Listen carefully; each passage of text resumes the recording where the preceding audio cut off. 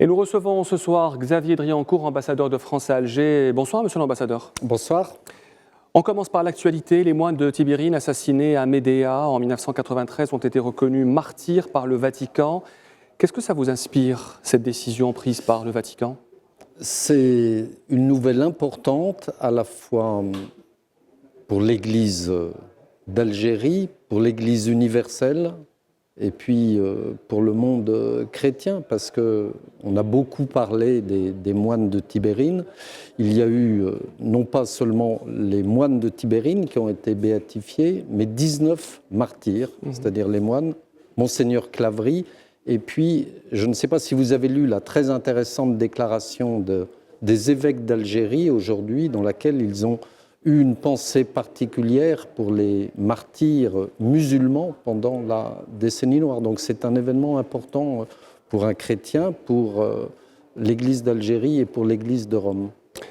Autre information d'actualité, l'affaire des crânes de ces martyrs algériens qui avaient été un peu une pierre d'achoppement dans les relations algéro-françaises. Finalement, les crânes ont été identifiés, ils vont être restitués pour l'Algérie. Comment ça s'est passé et comment ça va se dérouler à long terme ? Le président de la République avait annoncé à la fois publiquement et puis aux autorités algériennes qu'il avait pris la décision de restituer les crânes en question. Ils ont été identifiés.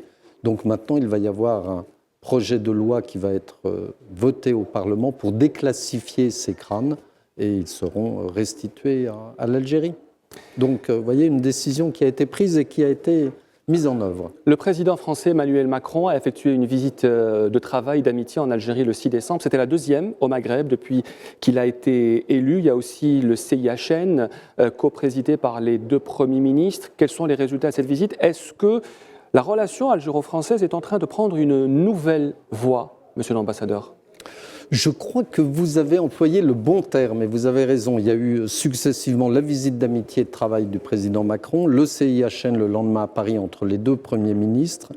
Et le président Macron est venu ici avec un discours et des propositions extrêmement cohérentes, puisqu'il a parlé de la jeunesse, des besoins en matière de formation, de la nécessité d'ouvrir des petits centres culturels dans certaines villes d'Algérie, d'ouvrir une école du numérique sur le modèle de l'école 42, de créer un fonds d'investissement franco-algérien, d'examiner la possibilité de délivrer un nouveau type de visa, des visas pour les stagiaires. Donc vous voyez tout un ensemble de propositions et j'ai le sentiment que nous sommes passés en quelque sorte d'une diplomatie de discours à une diplomatie de projet. Le président a voulu donner de la chair, du muscle à beaucoup de formules qu'on utilisait et nous allons donc avancer vers la mise en œuvre de projets concrets. Où en est-on arrivé aujourd'hui dans la coopération économique entre les deux pays ? Est-ce qu'il y a une accélération ou est-ce qu'il y a une stagnation aujourd'hui, monsieur l'ambassadeur ? La coopération économique, elle se développe, même si on pourrait espérer qu'elle se porte encore mieux. Il y a à la fois des projets d'investissement, il y a eu la signature d'un certain nombre de contrats lors du CIHN à Paris, lors du COMEFA qui s'était déroulé en novembre à Alger. Je crois qu'il y a une opportunité formidable aujourd'hui avec l'élection du président Macron. Il faut que tous ensemble, Français et Algériens, nous saisissions cette opportunité parce que ce momentum est important. Et la semaine prochaine, le MEDEF, une délégation du MEDEF conduite par son président, Pierre Gattaz, se rendra à Alger pour explorer encore les possibilités de coopération. Donc elle est sur la bonne voie, c'est difficile, il faut qu'il y ait des signaux positifs de part et d'autre. Et qui dit coopération aujourd'hui, ce n'est plus la coopération classique comme ça a été le cas entre la France et l'Algérie, puisque le président Macron l'a dit le 6 décembre, il veut lancer une école 42 en Algérie, ce qui serait une première pour la région. Est-ce que la coopération entre les deux pays a pris un nouveau tournant, le tournant numérique ? C'est une des voies de la coopération entre l'Algérie et la France. Il ne faut pas tout ramener au numérique, mais c'est un projet important parce que c'est un effet d'entraînement sur le reste de l'économie. Il a annoncé la création d'une école du numérique sur le modèle de l'école 42. Je crois que c'est quelque chose de très important. Il y a eu de gros changements concernant la stratégie des visas en Algérie. Vous savez que vous avez décidé, l'ambassade de France, de changer d'opérateur.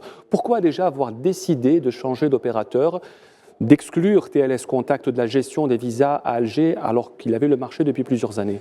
Bon, c'est un changement, vous parlez de stratégie, c'est d'abord un changement technique. Le contrat avec TLS, qui n'est qu'un opérateur de prise de rendez-vous, je tiens à le rappeler. Mais c'est important parce quand même. qu'on confond prise de rendez-vous et gestion des visas. Oui. La gestion des visas reste toujours chez le consulat général. L'opérateur ne fait que prendre les rendez-vous et les visas, les dossiers de visas sont examinés par le consulat. Donc c'est une opération purement technique.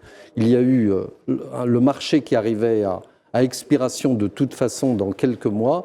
Il a été dénoncé avec quelques mois d'avance parce qu'il y avait eu un certain nombre de difficultés et nous avons examiné tous les dossiers qui ont été présentés. Il y en a eu 29 au total et finalement 29 entreprises algériennes ont proposé. 29 entreprises ont déposé un dossier pour candidater pour ce marché. Exactement. Et nous avons sérié les différents dossiers, examiné le pour, les points forts, les points faibles, selon différents critères. Et finalement, nous sommes arrivés à 3 opérateurs. Et de fil en aiguille, nous avons choisi 2 opérateurs, VFS pour le consulat général d'Alger et TLS avec un nouveau marché pour Oran et Annaba. Vous étiez déçu du travail de TLS Contact pour ce qui est de Alger, pour aller jusqu'au changement ? TLS, c'était l'opérateur depuis 2008, donc ça faisait 10 ans. Le marché, comme je vous l'ai dit, arrivait à expiration de toute façon, donc il fallait le renouveler. Oui. Donc c'est une opération qui est avant tout technique. C'est une entreprise qui a été critiquée pour sa gestion des visas. Et l'entreprise, il y a eu un certain... Mais elle restera quand même à Oran et à Annaba. Avec un nouveau marché, donc sur de nouvelles bases, de nouveaux locaux, des contraintes et des obligations nouvelles. On remet les compteurs à zéro avec TLS. Parce que c'est un nouveau marché. Est-ce qu'il sera plus facile pour les Algériens aujourd'hui d'obtenir un rendez-vous de visa et d'obtenir un visa ? Et je pense que vous avez même une proposition de visa stagiaire. Mais concernant la facilité, vous savez qu'aujourd'hui, au moment où je vous parle, il est impossible à un Algérien de prendre un rendez-vous de visa. Alors cette période transitoire entre TLS et VFS, est-ce qu'elle va durer longtemps et comment est-ce qu'elle sera gérée ? Il y a 2 choses. Dans votre question, il y a la période transitoire, la gestion de cette période. Ça va durer quelques mois, puisque le marché de VFS commencera seulement le 9 avril. Donc nous sommes dans une période de transition, et toute période de transition est toujours un peu compliquée. Il faut trouver des nouveaux locaux, du personnel, etc. Donc c'est une période difficile. Puis la deuxième chose, vous avez parlé de facilité.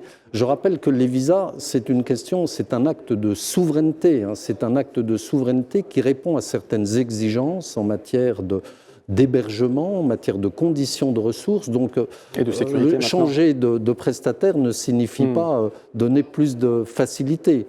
Nous donnons plus de facilité pour la gestion des rendez-vous, parce qu'encore une fois, l'externalisateur, l'opérateur, ne fait que gérer les prises de rendez-vous. Et le nombre de visas accordés aux Algériens, c'est le même chiffre ? Est-ce qu'il est appelé à augmenter dans les années à venir ? Comment ça va se passer dans l'ensemble ? Selon le respect des exigences que je citais, c'est-à-dire hébergement, ressources, les conditions n'ont pas changé. Ce sont des conditions européennes fixées par le Code des visas de Schengen et donc nous appliquons ces conditions. Monsieur l'ambassadeur, on va parler maintenant de la question de la mémoire. Elle est souvent abordée lorsqu'il s'agit de parler de la relation algéro-française. Il y a eu un grand tournant, c'est le discours d'Emmanuel Macron, le candidat en février dernier à Alger. Il avait dit que la colonisation était un crime contre l'humanité. D'abord, est-ce que vous êtes d'accord avec le président français quand il dit que la colonisation est un crime contre l'humanité ? Le candidat Macron a eu cette formule qu'il a utilisée au mois de février. Il ne l'a pas reprise textuellement lorsqu'il est venu au mois de décembre, mais il a eu des paroles également très fortes, puisqu'il a dit « Je suis le même Emmanuel Macron qu'au mois de février, donc je n'ai pas changé de personnalité ». Et il a dit au président de la République, et il a dit publiquement, il a dit « J'ai prononcé des paroles que j'assume et qui ont été des faits d'armes pour moi et qui m'ont valu des difficultés ». Le président de la République a un regard, compte tenu de sa génération, un regard très décomplexé sur la colonisation et la décolonisation. Donc il assume ce qu'il dit, ce qu'il a dit au mois de février comme candidat, il l'assume parfaitement en tant que président de la République. Il a fait des gestes importants, vous l'avez dit vous-même sur l'écran, il a parlé également des archives. Il a eu ces jours-ci des paroles extrêmement fortes sur Maurice Audin, et ce matin j'étais avec Cédric Villani, le mathématicien et député En Marche, qui lui-même a rendu hommage à Maurice Audin. Donc vous voyez, il y a des choses qui avancent. Est-ce que vous pensez que le discours de février est toujours d'actualité ?